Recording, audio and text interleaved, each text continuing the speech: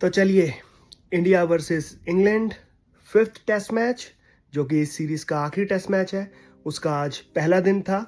और इंग्लैंड ने टॉस जीत के पहले बॉलिंग करने का फैसला लिया और इंडिया को बैटिंग के लिए बुलाया। ओवरकास्ट कंडीशंस थी और बैटिंग के लिए इतनी फ्रेंडली नहीं थी। मैच बीच में चलता रहा, फिर बंद हो जाता था, फिर चलता था, तो बहुत ही जो बैटिंग पॉइंट ऑफ व्यू से जो आपकी कंसंट्रेशन होती है वो काफ़ी सफ़र करती है। तो उस लिहाज से इंडिया का जो पहला दिन था वो बहुत ही मिक्स्ड रहा। कुछ चीज़ें अच्छी हुई, कुछ चीज़ें इंडिया के लिए बहुत बुरी हुई।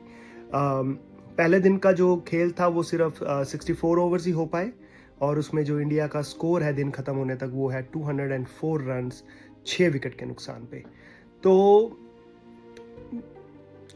इंडिया अवॉइड कर सकता था आई वुड से 1 या 2 विकेट्स। आई थिंक 1 या 2 विकेट इन्होंने गिफ्ट के तौर पे ही दे दी इंग्लैंड को।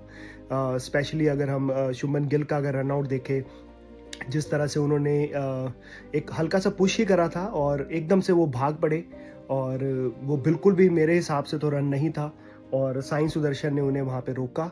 और वो इतनी जब आई थिंक उन्हें शुभमन गिल को भी रियलाइज़ हो गया था कि उनसे ये गलती हुई है, तो शुभमन गिल अपनी विकेट दे बैठे।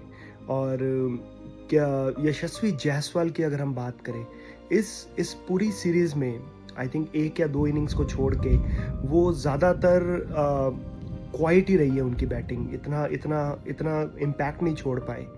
तो आई थिंक वो भी डिसअपॉइंट होंगे काफ़ी। और केएल राहुल हमेशा कंसिस्टेंटली ही खेल रहे हैं कितनी सारी इनिंग से, बट आज क्रिस वोक्स की बॉल पे ये बोल्ड हुए। 14 रन ही बनाए इन्होंने। साई सुदर्शन काफ़ी प्रॉमिसिंग लग रहे थे जब वो बैटिंग कर रहे थे। 38 रन्स बनाए उन्होंने, बट अगेन उसको कन्वर्ट नहीं कर पाए बड़े रन्स में। शुभमन गिल हम बात कर ही चुके हैं, बहुत अच्छा खेल रहे थे। 35 बॉल्स पे इन्होंने 21 रन बनाए और इनका स्ट्राइक रेट बहुत अच्छा चल रहा था। आई थिंक कुछ 60 का स्ट्राइक रेट था, बट अगेन गिफ्ट दे बैठे इंग्लैंड को। और अभी अगर हम बात करें करुण नायर, इनको 4 test match I think last test match में ड्रॉप थे और 4 टेस्ट मैच में इन्होंने स्टार्ट मिला इनको, बट उसको कन्वर्ट नहीं कर पा रहे थे। लेकिन आज अभी ये 52 पे नॉट आउट खेल रहे हैं। और गलत नहीं होगा ये कहना कि इस टाइम जो एक इंडिया की जो टीम है वो पूरी इस टाइम करुण नायर की बैटिंग पे डिपेंड कर रही है, क्योंकि पहली इनिंग्स ही टोन सेट करेगी पूरे टेस्ट मैच की। और ये 500 रन की विकेट तो 100% ही नहीं है। अगर आप देखेंगे ओवल की विकेट, ये प्रॉपर एक इंग्लैंड की पिच है। आपको जो जितनी ग्रास है उस पर आपको ये नहीं पता चलता कि ग्राउंड कौन सा है और पिच कौन सी है।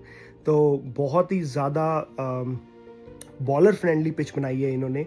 और वो हमें पता भी है कि क्यों बनाई है, क्योंकि जसप्रीत बुमराह इस मैच से बाहर हो गए हैं और वो इंजर्ड है। और इंग्लैंड की टीम अभी तक फ्लैट पिचेस बना रही थी, क्योंकि जसप्रीत बुमराह अगर आते तो वो खा जाते इंग्लैंड को। तो अब वो नहीं थे तो इन्होंने विकेट को भी हरा रखा है। हालांकि इंग्लैंड के भी बेन स्टोक्स नहीं खेल रहे हैं। तो करुण नायर पे बहुत डिपेंड करता है सेकंड डे। अभी वाशिंगटन सुंदर और करुण नायर ये दोनों क्रीज पे बने हुए हैं। और मुझे लगता है कि अभी जैसे इंडिया 204 पे 6 है, तो इनको एटलीस्ट 300 के आसपास रन बनाने चाहिए। अभी 4 विकेट है इनके पास, but I think Karun Nair और वाशिंगटन सुंदर ही एक आखिरी जोड़ी बची है जिनसे उम्मीद रखी जा सकती है। तो अगर इंडिया 300 के 300 सवा 300 तक बना देता है तो इंडिया मेरे हिसाब से सेफ है, क्योंकि ये पिच जैसा कि मैंने पहले भी कहा कि 500 रन की तो नहीं है। तो आज रविंद्र जडेजा ने थोड़ा सा डिसअपॉइंट करा, मेरे को उनसे काफ़ी उम्मीद थी, क्योंकि जिस तरह से उन्होंने पिछला टेस्ट मैच बचाया है, बट हर टेस्ट मैच रविंद्र जडेजा नहीं बचा सकते। तो इन्होंने 9 रन बनाए आज। ध्रुव जुरेल अगेन स्टार्ट मिला, बट 19 रन ही बना पाए वो। तो अब जब एक और चीज़ बड़ी इंटरेस्टिंग है कि इंडिया इस टेस्ट मैच में पांचों टेस्ट मैचों में पांचों टॉस से हारा है। और अब ये डिसाइडर है। बहुत कम होता है इंग्लैंड ऑस्ट्रेलिया इन जगहों पे जाके कि जहाँ पे आखिरी टेस्ट मैच तक सीरीज़ का रिजल्ट क्या है वो ना पता चले, क्योंकि अगर इंडिया ये मैच जीतता है तो ये सीरीज़ ड्रॉ होगी, और अगर इंग्लैंड ये मैच जीतता है तो ये सीरीज़ इंग्लैंड के नाम होगी।